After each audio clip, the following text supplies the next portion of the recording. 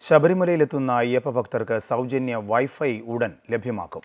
ഭക്തർക്ക് പരമാവധി സൗകര്യങ്ങൾ നൽകുന്നതിന്റെ ഭാഗമായിട്ടാണ് BSNL-ലുമായി സഹകരിച്ച് ദേവസ്വം ബോർഡ് പുതിയ സംവിധാനം ഒരുക്കുന്നത്. ഒരാൾക്ക് പരമാവധി അരമണിക്കൂർ സമയമാണ് സൗജന്യ വൈഫൈ ലഭിക്കുക.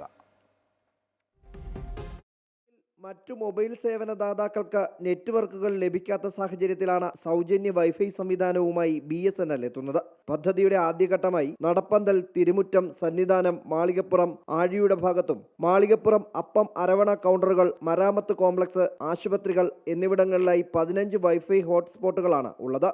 നെറ്റ്വർക്ക് ലഭിക്കാത്തത് കാരണം വീട്ടിലേക്കും മറ്റും ബന്ധപ്പെടാനാകാതെ വരുന്ന അയ്യപ്പ ഭക്തർക്ക് ആശ്വാസം പകരുന്നതാണ് BSNL-ലുമായി ചേർന്നുള്ള ദേവസ്വം ബോർഡിന്റെ പുതിയ പദ്ധതി.